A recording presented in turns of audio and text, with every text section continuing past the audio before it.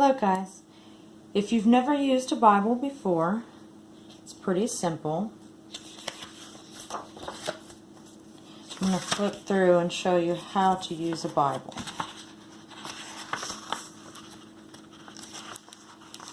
This one that I'm using as an example is an ESV Study Bible. It's one common that you would use in Bible school. In the very front, there's a contents page. On this contents page, it shows Old Testament and New Testament. So if you don't have the books of the Bible memorized, you can just look up what page each book is on. For example, if I couldn't remember where Numbers is, it says it's on page 257.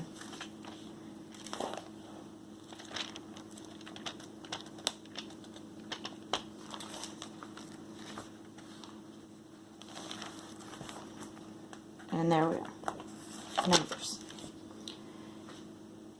Book of the Bible has an introduction at the beginning. It kind of gives you some details about the time period, history, just an overall of the book.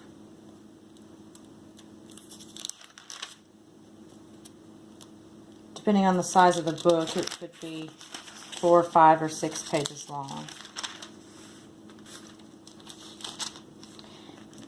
At the end of the introduction, it also gives you an outline of all the stories in each book.